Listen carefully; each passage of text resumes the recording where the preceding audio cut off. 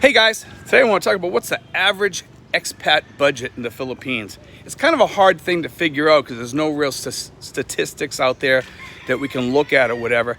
But what I can do is I can look at the people here, and some of the people have talked to me about their budgets or whatever, or they've told me a little bit about their budgets.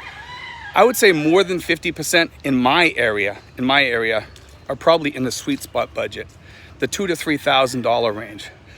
And then probably another 25% is probably in the, I'll say $1,100 to $2,000 range. And there's a few people that are probably below that or right around 1,100. There's not too many people here in my group that are below 1,000, I'll say. Probably none. But I think there might be one or two that might be in the range of like that $1,100 range or $1,200 range, somewhere in there. And everybody seems to be making it, and they're doing pretty well. Some of them have emergency funds or whatever, and they're starting to, get their feet a little wet, and they're starting to figure things out over here, which is really good. But the majority of people over here, they're above that 1,500 range, easily, or close to it.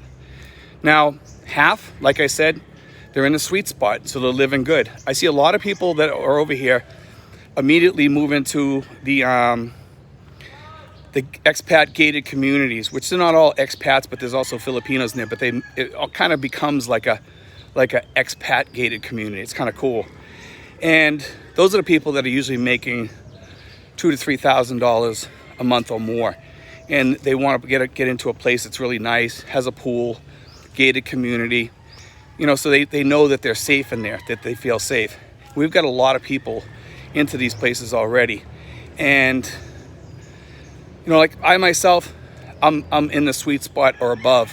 Depends on the month actually, and it depends on YouTube, but for the most part I'm in the sweet spot as far as pension wise or any of that stuff goes. Now, the reason why I push that sweet spot budget is for me, my comfort level is perfect. I don't worry about anything. I don't worry about food. I don't worry about going out to eat. I don't worry about traveling. And most of the time, whatever I want to get, I can pretty much get it. I'm pretty comfortable. I'm right where I need to be. So that's the place to be. Now, I see the other guys on the lower budgets, okay? They don't get out as much. They still get out. They walk around town.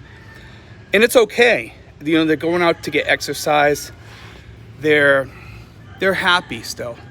Okay, but all it takes is one bad thing to happen, and that's the problem. So you got to be careful on those lower budgets because you need to have that emergency fund to back it up. Now, what should you have to come over here? Well, it depends on you. If you can live on $1,500 here and you're okay with living in a cheaper place, then you can do it and probably live pretty well. Now, a lot of people think that I made up the sweet spot budget for everybody. It's not for everybody. I know people are going to live cheaper here. I know people are going to live on $1,000, $1,500, $1,200, $1,250, $1,800, $1,600, somewhere in there. I know, and that's okay. But the problem is you can't expect to have the type of retirement that most people want to have. I know that people are coming from the States because they can't afford a $1,000 apartment back home, whereas over here you'd live way better, but you might have to cut back on your insurance. That's the problem. There's a lot of problems also when you come over here is you give up Medicare and Medicaid pretty much when you come over here because it will not work over here. If you're living over here permanently, that stuff's not going to work. And some of the insurances won't work over here either, unless some insurances will work 90 days from the time you leave the US. So if you have insurance for your job, or let's say you retired from a municipality or from the government, chances are some of your insurances aren't going to work here. Some people do have insurances that will work here. And if you have that, then you're all set, okay? So remember, the $2,000 to $3,000 sweet spot budget, we talked about this the other day, it's the place to be because of the fact that no worries, no concerns. Now, the average place to be of $1,500, you can still eke by on that like a sweet spot budget but you will not be as comfortable as far as going out to eat. You will not be as comfortable as far as your comfort level, like what you want to buy all the time. You're going to have to pay attention to your budget more. You're going to have to shop more, look for sales more. You might not be able to get things that you would like to get as much. You know, you might have to give up on some things, or you might have to, like when you're looking for TVs, a new TV or something like that, or whatever, what have you. You might have to get the cheaper brand. I'm just using that as an example now. You know, most people do pretty good here, even on the 1500, because they've learned how to live here. And also with the $1,500 budget, you know, you're going to be, which is like the average, you're going to be traveling probably public transportation. You're not going to probably have your own vehicle unless you have a motorcycle or what have you. And that's fine. That's okay. You know, it's okay to just have, you know, a motorcycle or something like that on that type of budget, because you'd be doing fine. You'll be okay. You know, but God forbid you get into an accident or something like that. Make sure you have coverage, you have insurance, and you have somebody to take care of you. God forbid something happens. Remember, 1,500's fine. I tell people don't go below 1,500, because then you're really pushing it. Do people do it? Yes, they do. But when something major happens, then you're in trouble. Unless you have a large, very large emergency fund, then it's different. So you have to kind of weigh all this stuff out and get it all figured out for yourself. That's the thing. So when you come over here, if you're looking around and you're saying, geez, I want to live over here on 800, it's not going to happen. You're not going to live well. You're going to live in, you know, with what's going on over here right now. We have inflation over here, okay? The other day I heard inflation was 4%. 4% for 1 month. That's pretty big.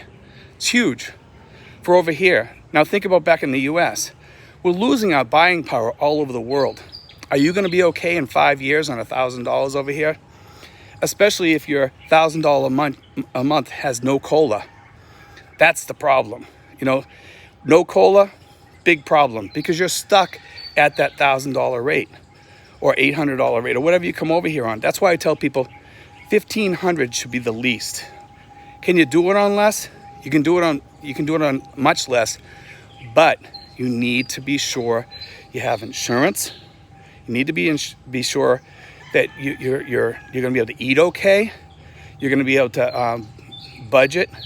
You're going to be able to survive paying your electric bill for the AC. You're going to be able to pay your water bill. Your water bill is nothing over here, so you don't have to worry too much about that. But your electric bill is the big one because of the AC. Over here, AC is almost mandatory. You know, to stay healthy and keep your skin healthy, AC is a needed item over here. And it's about probably $80 to $100 a month with the AC running 24/7. I'm just being realistic. That's what's probably going to cost you if you have a good economical AC over here. But anyway, guys, I want to throw that out there, let you guys know what's the average. I would say the average is 1,500 and above, okay? Now, some areas, it may be cheaper than that, but our community is newly formed. These are all the new guys coming in. They're newly retired, most of these people, okay? A lot of the people in other communities, they're older retirees that got less. Now, if they don't have a COLA built in, they're going to be kind of stuck, because some of the older guys over here are on much less of a budget than some of the new guys coming in, because they're newer, they're retired, their pay was higher than the other people, and the other people might not have COLAs, and some of them do have COLAs. I mean, there's some people over here that are older, and they have very good pensions and stuff coming in, and their budgets are phenomenal. But anyway, guys, I want to throw that out there, let you guys know about what the average is, to give you guys a rough idea from what I've seen. And that's about what I've seen. Okay, so 1,500 and above is the average. And like I said, about 50% of the people, they're in the sweet spot. And that's the place to be. God bless, guys. Take care.